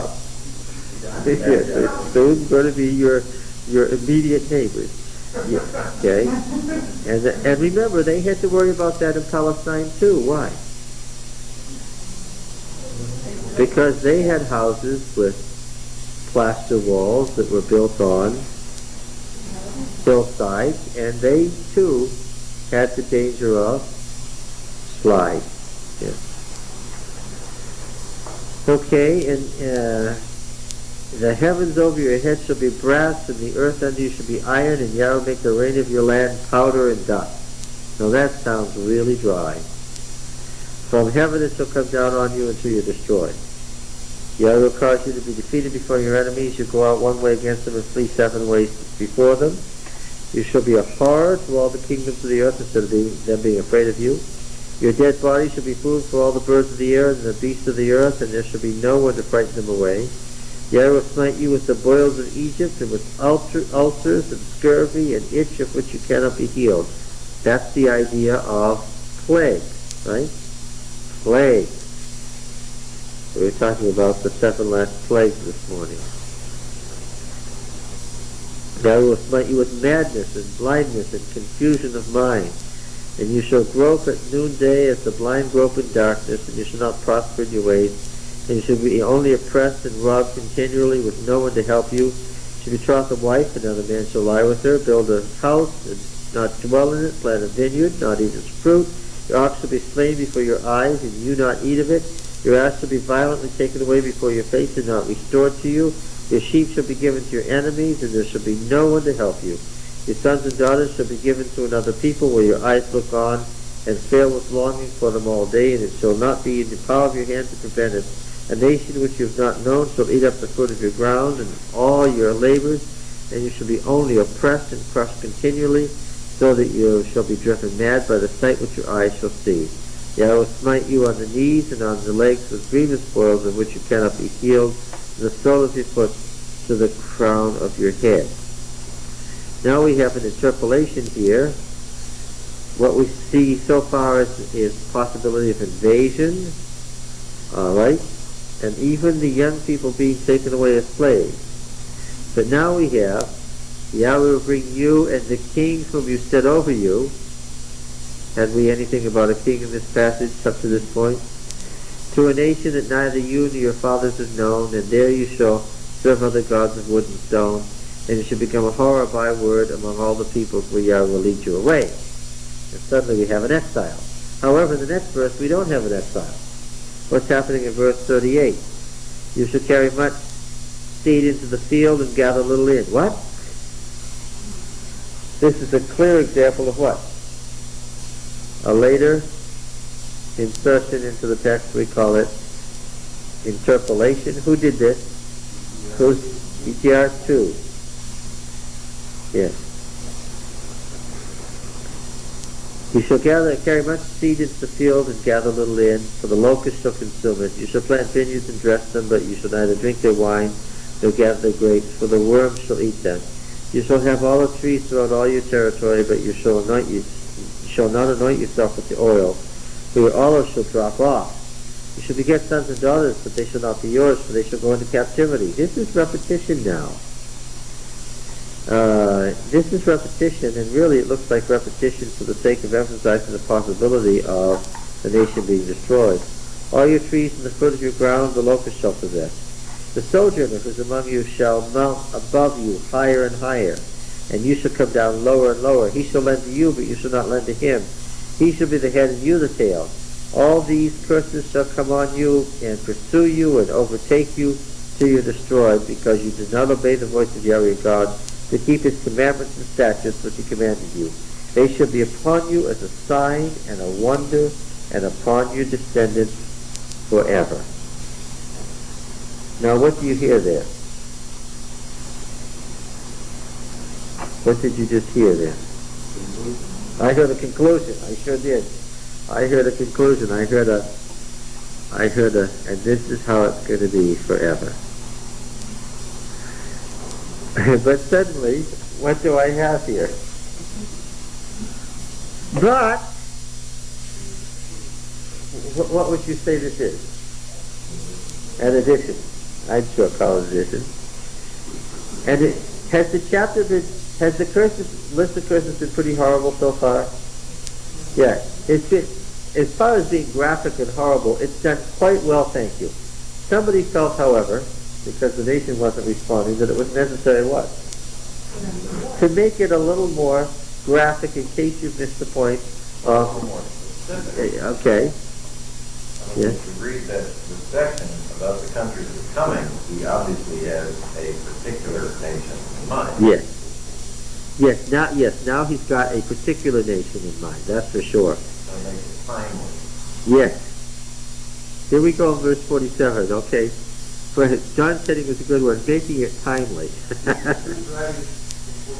From 47, with the knowledge that Israel was in fact destroyed, I'd say, and with the impending destruction of Judah in mind, I'd say DTR 1.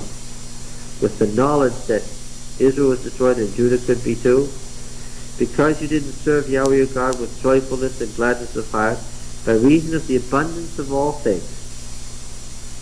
Therefore you shall serve your enemies, whom Yahweh will send against you, in hunger and in thirst, in nakedness and in want of all things, and he will put a yoke of iron on your neck until he's destroyed you. Now, that is such a giveaway. Who are we thinking of here? What name leaps out of the page at you? A yoke of iron on your neck. Jeremiah. Why do you say Jeremiah? Since the other false prophets had a wooden yoke and was Yes, and Jeremiah was wearing a wooden yoke, and the other prophets took the yoke off and broke it in two. And so when all the ambassadors gathered in Jerusalem, what did Jeremiah say to them? Nebuchadnezzar, king of Babylon, you shall serve. Yahweh has put a yoke of iron on all these nations to serve him. Remember that? He will put a yoke of iron on your neck. Cross reference to Jeremiah 28. Yahweh will bring a nation against you from afar, from the ends of the earth, as swift as the eagle flies, a nation whose language you do not understand, a nation of stern countenance, who did not regard the person of the old or show favor to the young, and shall eat the offspring of your cattle and the fruit of your ground until you destroy, who also shall not leave you grain, wine, or oil, the increase of your cattle, or the young of your flock, until they have caused you to perish. They shall besiege you in all your towns. Think of the book of Lamentations here. They shall besiege you in all your towns until your high and fortified walls in which you trusted come down throughout all your land. And they shall besiege you in all your towns throughout all your land, which Yahweh your God has given you. And you shall eat the offspring of your own body, the flesh of your sons and your daughters, whom Yahweh your God has given you in the siege and in the distress with which your enemies shall distress you. And make sure, let me remind you again, get it right. To what event does this refer? Get it right. Jerusalem in 70 AD. You are just such a troublemaker. What did he say deliberately? To what event does it not refer? It was written about a particular event. To what event does it not refer? The siege of Jerusalem in 70 AD, yes. To what event does it refer? Certainly. Well, the siege of Jerusalem itself is modeled on what? The siege of Samaria. Yes. What was that mountain where they all supposed to be incurred? The Masada in 73 AD, yes. Where the zealots had fled, the whole zealot garrison escaped and fled to Masada and held out there for 3 years. 70 AD would say this was either written way after that or... There can be true prophecies, there can be true predictions, but this isn't a prediction, it's a commentary on what has happened and is going to happen and did happen when. Do we have a date in mind? Let's date the fall of Samaria first. 722, good. That's 21. Now let's date the fall of Jerusalem. The fall, not the first exile or the second exile, but the fall of Jerusalem. Well, that was the last city to hold out. That was the end of the Judean kingdom. 586. Well, 587, 86, yes. Yeah. Is anybody going to memorize those dates soon? Yes, write them down. That might help. 722-21, 587-86.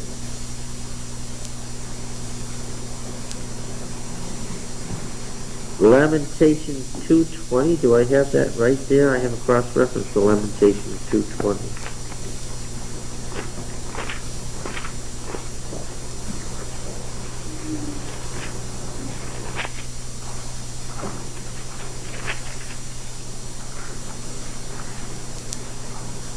Here.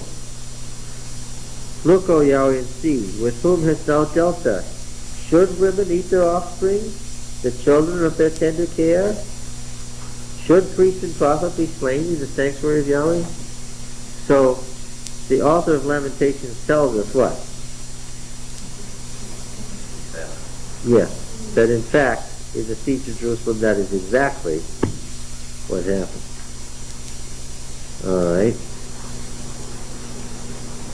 The man who's the most tender and delicately bred among you, verse 54, will grudge food to his brother, to the wife of his bosom, and to the last of the children who remain to him, so that he will not give to any of them any of the flesh of his children whom he's eating, because he has nothing left in the siege and in the distress with which your enemies shall distress you in all your towns. The most tender and delicately bred woman among you, who would not venture to set the sole of her foot on the ground because she's so delicate and tender, will grudge to the husband of her bosom, to her son and her daughter, her afterbirth that comes out from between her feet, and her children whom she bears, because she will eat them secretly for one of all things in the siege and the distress with which your enemies shall distress you. Okay, now is that graphic enough? Is that good enough? If you are not careful to do all the words of this law which are written in this book, that you may fear this glorious and awful name, Yahweh your God, then Yahweh will bring on you and your offspring extraordinary afflictions severe and lasting. Well, I would have said that what has already been described was extraordinarily severe and lasting, but this editor thinks what? What has been said thus far isn't good enough, what? If you didn't get it. And he will bring on you all the diseases of Egypt, and now Egypt turns up here. And Egypt continues throughout this section. And why does Egypt turn up here? Because what? What do we know from Jeremiah? Where did Jeremiah himself and a great part of the populace end up? In Egypt. tried to do that. Yeah, well, the Egyptians couldn't force them out, but they wanted nothing to do with them. Okay, what are these extraordinary afflictions? He will bring on you all the sicknesses, diseases of Egypt, of which you were afraid, and they shall cleave to you. Every sickness also and every affliction which is not recorded in the book of this law. See, you can tell, at this time, Deuteronomy is already a law book.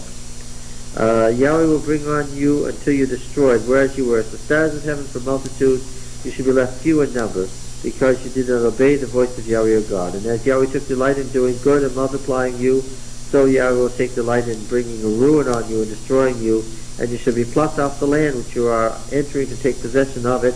And Yahweh will scatter you among all peoples from one end of the earth to the other, and there you shall serve other gods of wood and stone, which neither you nor your fathers have known. And among these nations you shall find no ease, and there shall be no rest for the sole of your foot.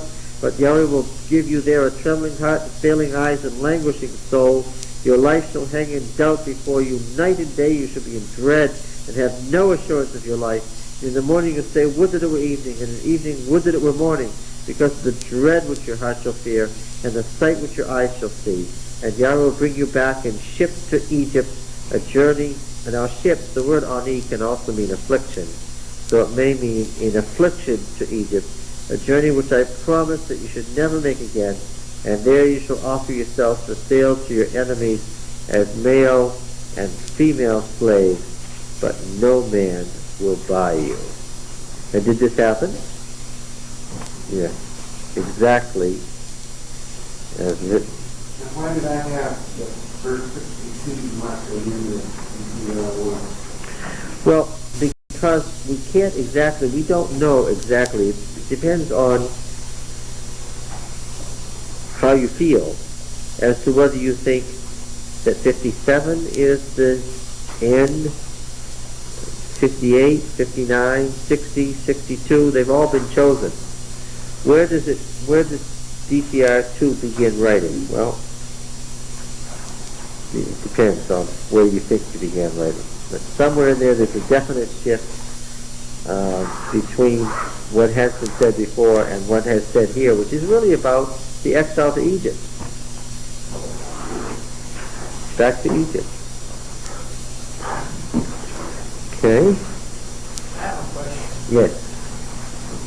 Concerning the cannibalism described here, is there evidence historically that has occurred in many other places under similar circumstances? And to give you an example, nowadays, Somalia would be about in the same conditions as far as lack of food and oppression. Or is that a special condition because of their rejection of God? Well, live cannibalism, where you eat the dying, you mean? Dying, or eat your children, or as described. So the implication here that they were killing their children to eat them, or that their children had died and then they ate them? Some are eating them when they died. It seems to suggest eating when they died. Interestingly, There's a difference, too, between cannibalism, there's another word for it, eating the dead is different from killing to eat. yes, Killing to eat is cannibalism. So another word applies to eating the dead. yes, The book Alive is now a movie, for example. That word is all through that book. It's going right out of my head. yes. So they did not kill anybody. Right. The survivors dealt with those who had already died in this accident and made the decision that it was the morally right thing to do. I don't know, how do you read here?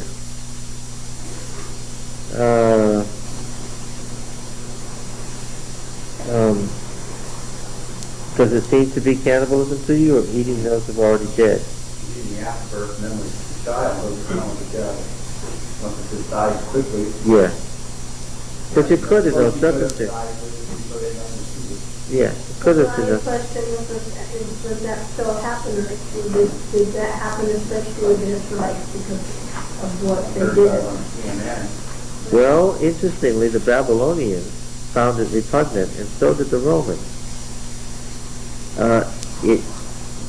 Titus may not even have rushed the city of Jerusalem, except that he was told in the report on the morning of August the 6th that mothers were eating their children in Jerusalem.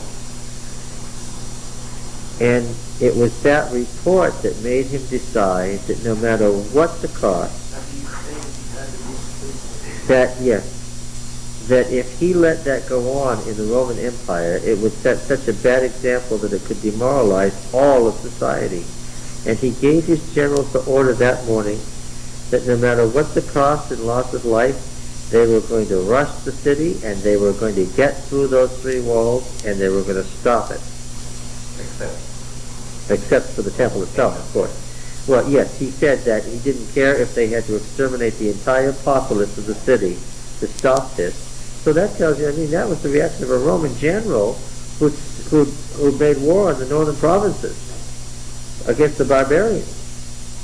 And of course, yes, this one rule was that the one thing that had to be protected, of course, was the temple as a structure, as a building itself. That had to be saved.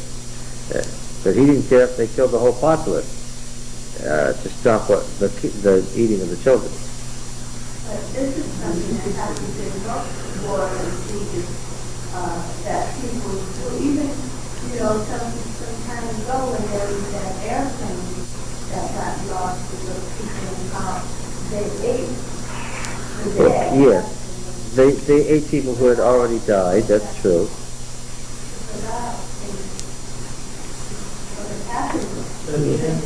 Well, the Donner Party, we always hear about that thing. Titus was so shocked by it or upset or whatever, that would lend more weight to the fact that they were probably killing him. The particular story that got Titus's problem was that the woman that was particularly involved, a particular woman was named, who had in fact killed her child and had been discovered eating it. That's what got him. And Titus assumed that if one woman had now murdered one of her children to eat it, that this is the beginning of something really bad and we've got to stop it. Which is a different thing. Yeah, that was an outbreak of genuine cannibalism that he feared would demoralize society. So, okay. So, we will go from this low spot in the Bible to something happier because there's a new covenant in the next 2 chapters, okay? So we'll talk about the new covenant and how the new covenant idea changes through the Bible next week. Because when Paul talks about the new covenant, he's not talking about exactly the same thing Deuteronomy is.